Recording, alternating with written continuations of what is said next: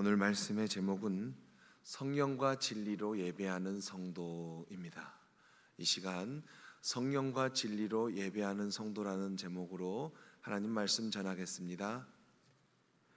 우리 성도님들은 참된 예배자입니다.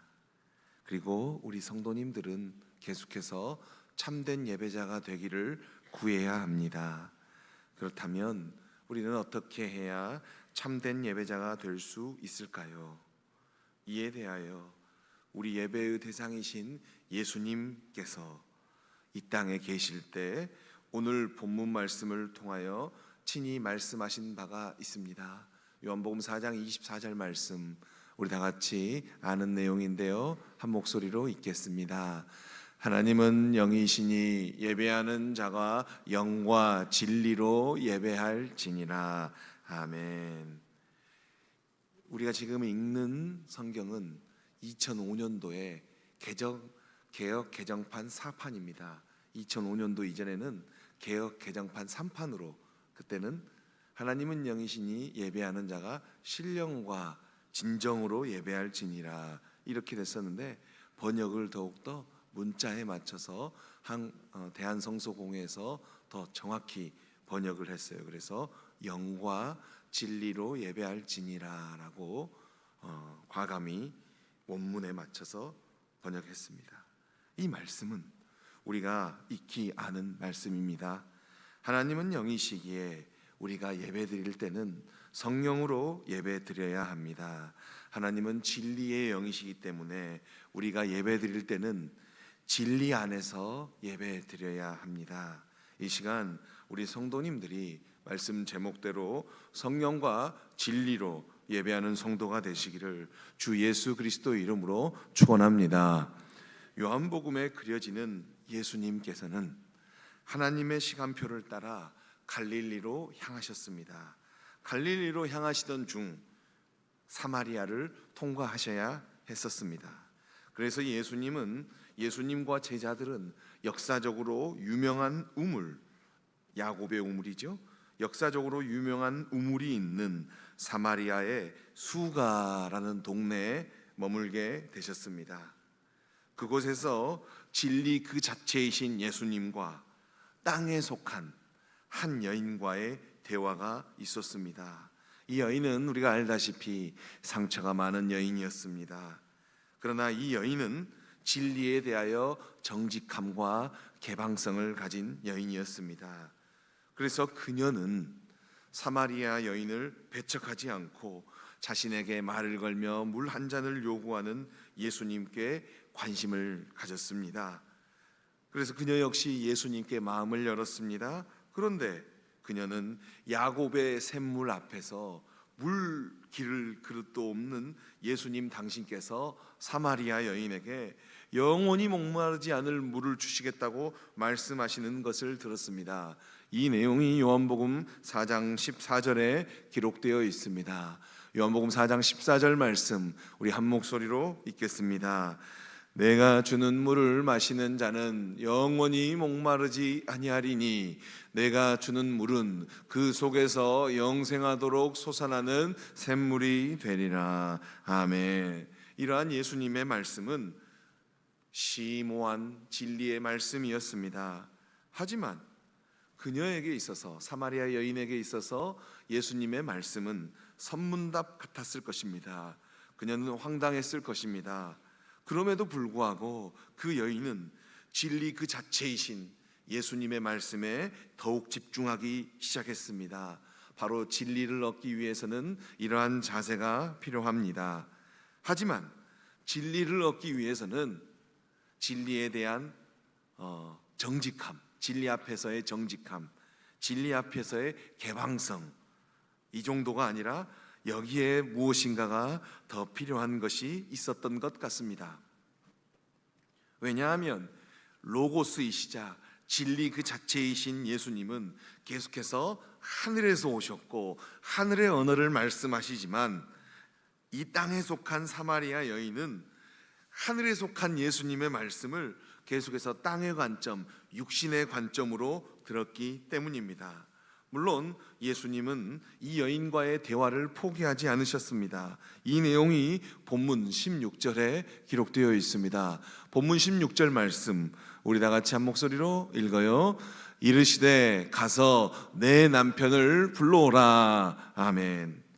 여인의 대답이 이어집니다. 예수님, 저는 남편이 없습니다. 그렇다면 예수님께서는 왜 그녀에게 남편을 찾으셨을까요? 또한 정말로 사마리아 여인은 남편이 없었던 것일까요? 이러한 의구심을 가지며 말씀을 살피겠습니다. 이어서 예수님의 말씀이 이어집니다. 본문 17절의 말씀입니다. 다시 한번 17절 말씀 읽겠습니다. 여자가 대답하여 이르되 나는 남편이 없나이다. 예수께서 이르시되 내가 남편이 없다 하는 말이 옳도다. 아멘. 예수님께서 여인의 말이 옳다고 하셨을 때 정말로 사마리아 여인의 말대로 여인의 남편이 없다는 말일까요? 계속해서 예수님과 사마리아 여인의 대화는 우리로 하여금 관심의 끈을 놓지 않게 합니다. 18절 말씀입니다. 18절 우리 또 한 목소리로 읽어요. 너에게 남편 5이 있었고 지금 있는 자도 내 남편이 아니니 내 말이 참되도다. 아멘. 말씀을 문자 그대로 이해하면 사마리아 여인은 5명의 남편이 있었으며 지금은 다른 남자와 살고 있었습니다. 그리고 예수님은 이 사실을 알고 계셨습니다. 그런데 요한복음을 해석하는 어떤 신학자는 남편 5명을 사람으로 보지 않고 사마리아의 수도를 둔 북이스라엘의 역사, 북이스라엘이라는 나라, 사마리아의 수도를 둔 북이스라엘이 아수르의 지배를 받기도 했었고 바벨론의 지배를 받기도 했었고 메대 제국, 바사 제국, 안티오쿠스 제국과 5제국의 지배를 받았다는 그러한 역사, 5개의 제국과 관련이 있다고 말하는 사람들도 있고요. 또 어떤 주석학자들은 남편 5을 사마리아인들의 성경인 모세오경, 창세기, 레위기, 출애굽기, 민수기, 신명기까지 모세오경이라는 상징된 계명, 율법이라는 개념으로 이해하기도 합니다. 그런데 저는 이 말씀에 나오는 사마리아 여인의 남편 5명을 그냥 문자 그대로 남편 5명으로 이해하는 것이 더 옳다고 생각합니다. 그렇다고 한다면 그 여인은, 사마리아 여인은 남편 5명에게 이혼당하여 엄청난 상처를 가진 여인일 가능성이 높습니다. 예수님을 만났을 때도 지금 남편에게도 무지막지한 상처에 상처를 입은 여인이 또한 상처를 입은 여인일 것입니다. 끊임없이 상처를 받은 여인, 왠지 이 모습은 북이스라엘의 모습이요 또 우리의 모습과 같습니다. 어쨌든 이 여인은 예수님께서 큰 아픔을 지닌 자신의 상황을 뻔히 아셨다는 사실에 놀랐어요. 우리가 생각할 때는 예수님이야 로고스이시고 참 빛이고 참 진리이신 하나님의 아들이시고 어린 양이시기 때문에 이러한 사실을 아는 것은 당연한 일 같은데 왜 여인은 그토록 놀랐을까요? 아니면 예수님과 그 여인 사이에, 여인과의 대화 사이에 예수님과 여인만 알고 있는 듯한 무언의 상징이 있는 것은 아닐까요?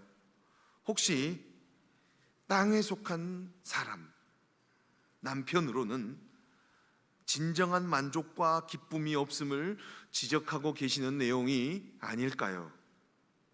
어쨌든 여인은 이러한 예수님의 촌철살인과 같은 말씀에 놀랬습니다. 너 남편 5명 있는데 지금 있는 자도 내 남편이 아니다 라고 하는 내 속, 내 가정, 내 아픔을 속속히 아신다는 사실에 놀랬을까요? 그래서 여인은 본문 19절과 같이 고백하지 않을 수 없었습니다. 본문 19절 말씀 우리 한 목소리로 읽겠습니다. 여자가 이르되 주여 내가 보니 선지자로소이다. 아멘. 이 고백은 사마리아 여인이 예수님을 육체적 관점으로만 보려고 하지 않는다는 것을 보여주는 내용입니다. 앞에서 살폈듯이 처음 예수님을 만난 여인은, 사마리아 여인은 예수님을 사마리아 여인인 자신에게 말을 걸어주는 친절한 유대 남자로 여겼습니다. 또 영생에 이르는 샘물을 주장하며 진리에 대한 호기심을 자아내는 사람으로 보았습니다. 이제는 자신의 과거를 돌볼 수 있는, 자신의 영혼의 아픔과 그 이유를 돌볼 수 있는 예지력 있는 사람, 선지자로 보았습니다. 아직까지는 사마리아 여인은 예수님을, 자신의 앞에 직면한 예수님을 하나님의 로고스나 메시아가 아닌 단지 비범한 사람으로 보았습니다. 이에 사마리아 여인은 자신은 유대인인 예수님과 예배의 장소가 다르기에 예수님과 자신의 예배가 다른 것이 아닌가를 조심히 물었습니다. 그러자 본문 21절에 기록된 예수님의 답변이 이어집니다. 본문 21절 말씀 우리 한 목소리로 읽겠습니다. 여자여 내 말을 믿으라. 이 산에서도 말고 예루살렘에서도 말고 너희가 아버지께 예배할 때가 이르리라. 아멘. 예수님께서는 사마리아 여인의 말에 유대인의 입장을 취하면서도 동시에 유대인들의 배타적인 입장을 극복하는 하나님의 뜻을 선포하셨습니다. 유대인들은 예루살렘에서 예배 드려야 하지 않습니까? 그런데 북이스라엘 출신인 우리 사마리아인들은 사마리아 성 이 산에 있는 야곱의 우물이 있는 이 산에서 예배 드리는데요, 당신과 우리의 신앙의 내용이 다른 것 아닙니까? 라자 예수님이 유대인의 입장을 취하면서도 동시에 이 산에서도 말고 심지어는 예루살렘에서도 말고 우리가 하나님께, 너희들이 하나님께, 아버지께 예배할 때가 이른다라고 하는 하나님의 뜻을 선포하셨습니다. 그 하나님의 뜻은 예배의 공간적 한계가 극복되는 때가 임한다는 것입니다. 그렇습니다. 진리 그 자체이신 예수님의 말씀대로 그 때가 올 것입니다. 이전까지는 예배하는 대상을 인식하는 유대인을 통하여서 하나님과의 예배가 가능했습니다. 하지만 하나님께 대한 예배가 인간적 개념인 시간과 공간을 뛰어넘을 때가 올 것임을 말씀하셨습니다. 예수님께서는 시간과 공간을 뛰어넘어 영으로 예배할 때가 올 것임을 말씀하셨습니다. 그리고 바로 지금이야말로 하나님 아버지께서 진정으로 예배하는 자를 찾는 시간임을 말씀하십니다. 이 내용이 본문 24절에 기록되어 있습니다. 본문 24절 말씀 우리 한 목소리로 읽겠습니다. 하나님은 영이시니 예배하는 자가 영과 진리로 예배할지니라. 아멘. 하나님께서는 육신이 아니라 영이시기 때문에 예배하는 자는 하나님의 성령과 진리로 예배하여야 함을 말씀하십니다. 물론 예수님의 이 선포는 육신적 개념뿐 아니라 율법적 개념을 지닌 사마리아 여인을 향한 말씀이셨습니다. 사마리아 여인에게 생각의 전환을 촉구하고 있는 말씀이셨습니다. 물론 지금 우리에게도 외치고 계시는 말씀이셨습니다. 그래서 저와 우리 성도님들은 지금 이 순간 드리는 예배를 쳇바퀴처럼 돌아오는 종교적 습관으로 여겨서는 안 됩니다. 어쩌면 그런 종교적 습관으로 하나님께 예배드리는 것은 하나님에 대한 모독일 수도 있습니다. 요한복음에 기록되어 있는 예수님의 말씀에 따르면 예배는 시간적 범주, 공간적 범주의 제약을 받는 육신적인 이런 만남이 아니라 말씀을 통하여 영이신 하나님과 만남을 가지는 초월적 시간입니다. 이러한 진리 그 자체이신 예수님께 생생하게 들은 여인은 이 정도면 이 정도 예배에 대한 진리의 말씀은 메시아, 히브리어로 메시아, 헬라어로 그리스도께서 와서 우리에게 알려주셔야 할 내용이 아닌가요? 여인은 이렇게 물어요. 예수님이 하나님은 영이시기 때문에 예배하는 자가 영과 진리로 예배할지니라 라고 말씀하시니까 사마리아 여인이 예수님, 예배에 대한 이 정도 진리를 말씀하실 거면 메시아, 그리스도께서 우리에게 오셔서 우리에게 알려주셔야 될 내용이 아닙니까? 라고 물었어요. 그러자 예수님께서 26절과 같이 말씀하셨습니다. 26절 말씀 읽겠습니다. 예수께서 이르시되 내게 말하는 내가 그라 하시니라. 아멘. 예수님이 마지막에 무엇이라고 하십니까?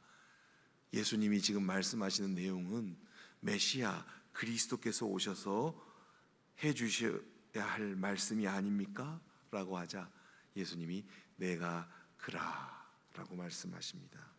그 여인은 진리 그 자체이신 예수님께서 친히 당신이 메시아 그리스도시라는 선포를 들었습니다.